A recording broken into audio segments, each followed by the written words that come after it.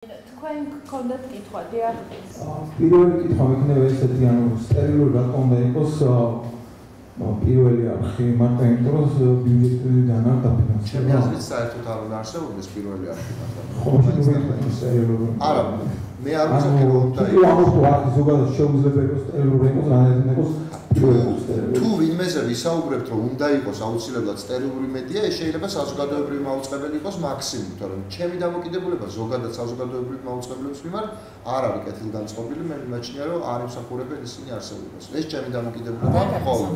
პირველ რიგში აუცილებლად უნდა ვთქვა ქართული ჟურნალისტიკის სკოლაზე, არავითარი პიიტეტი არ მაქვს ამ სკოლის მიმართ და მიმაჩნია რომ ძალიან ჩამორჩენილია ქართული ჟურნალისტიკის სკოლა, მისი ხედვები არის საბჭოთა ჟურნალისტიკის სკოლის მემკვიდრეობა და ეს არის ძალიან სერიოზული დაღიაზის ამ სკოლას ქართული საბჭოთა ჟურნალისტიკის და ამისი გაგრძელება ყველაფერი, რასაც ჩვენ ვხედავთ.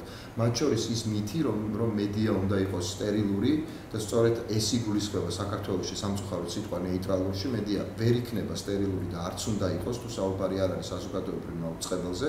მედიას ყოველთვის უნდა ჰქონდეს იდეოლოგიური ამოცანა და მერწმუნეთ მედიის იდეოლოგიური ამოცანა გაცილებით უფრო პოზიტიური რამ არის, ვიდრე მედიის მფლობელის ბიზნეს ამოცანები. საქართველოში სამწუხაროდ არსებობს ერთი ტელევიზია, რომელსაც აქვს იდეოლოგიური ამოცანა და ეს ვართ ჩვენ და არსებობს ყველა დანარჩენი ტელევიზია, ვისაც აქვს მისი მფლობელის ბიზნეს ამოცანები. ყველა დანარჩენ მედიას ხაზგასმით ვამბობ, აქვს მფლობელების ბიზნეს ამოცანები და იმის მიხედვით ხდება, ასე ვთქვათ, ფლუქტუაციები ამ მედიების საინფორმაციო პოლიტიკაში, რა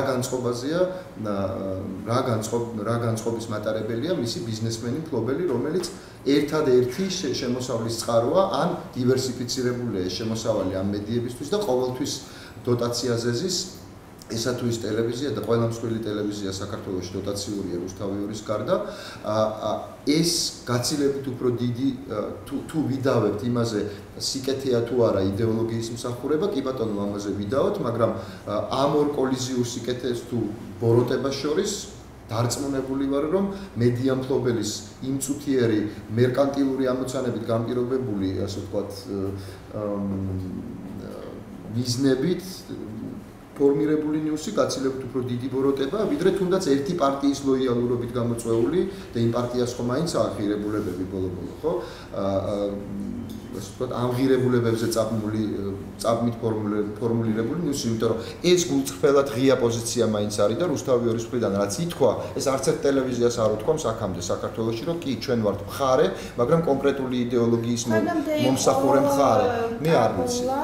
ხო არ ვიცი, მე რომელიც ამბობს, რომ ყველაფერი ტყუილია, რასაც ჩვენ ვამბობთ. ხო, ეს არ ვიცი ნამდვილად, მაგრამ ჩვენ მსხვილი ნაციონალური მედიებიდან ეს პირველებმა ვთქვით, რატომ ეშინოდა ტელეკომპანია რუსთავი 2-ს აქამდე ამის თქვა, მე ეს არ ვიცი, იმიტომ რომ ფიქრობ, რომ სწორედ იმ ქართული საბჭოთა ჟურნალისტიკის კლიშეების მსხვერპლი იყო აქაც ეს აღიარებითი პოზიცია.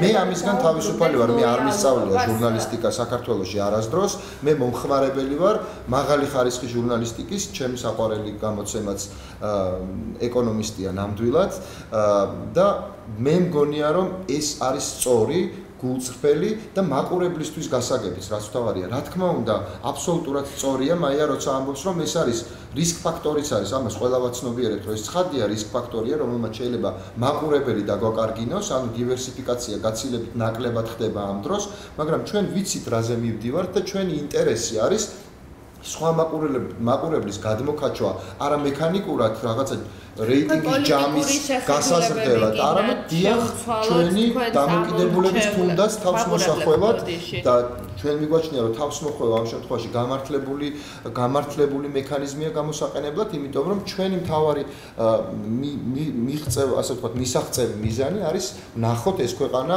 ევროატლანტიკურად ინტეგრირებული, ასე ვთქვათ, თუ ეს შეიძლება ითქვა. ვერც ერთი ჟურნალისტი, რომელიც ამ მიმართულებებში ვერ ხედავს საკუთარ თავს, რუსთავი 2-ზე უბრალოდ ვერ მოხვდება, იმიტომ რომ ჩვენ სარედაქციო პოლიტიკა ჩვენი არ არის ოპრესია, ასე ვთქვათ, როგორ გითხრათ, ანუ ყოველდღიურ კონტროლზე დაფუძნებული, ხო?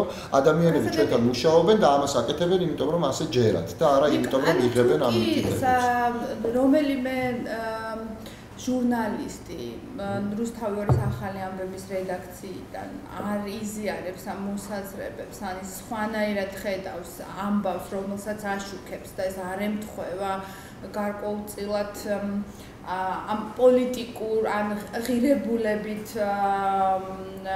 თქვენს მიმართულებას მას უნდა გამიჩნდეთ ერთმანეთსგან ნინო პოლიტიკური ჩვენი ღირებულებითი რა თქმა უნდა პირდაპირ შემიძლია გითხრათ რა თქმა უნდა მოუწევს გააჩნია ჩვენთვის კომერციული ინტერესიც შეიძლება მნიშვნელოვანი იყოს მაგალითად გიორგი გაბუნია რო ავიღოთ რომელიც არის ჩვენი მთავარი ჟურნალისტი დღეს პირდაპირ შემიძლია თქვა მისი დამოკიდებულებები მაგალითად ეკონომიკურ საკითხებში არ არის მთლიანად არზის ჩვენს მედია პოლიტიკაში მარტივად გეტყვით მაგალითად რა მიმართულებით ის არის გამოკვეთილად მწვანე რაც არ არის ახლა ცენტრისტ მემარჯვენე ცენტრისტული ეკონომიკის მომხრე არხის მედია პოლიტიკა ხო ნუ გამოკვეთილად ამ მიმართულების არის და ძალიან სულად უმართავი ხდება ეთერში, როცა მოკლედ მარტივად რო გითხრათ, მწვანე საკითხებს ეხება ეთერი.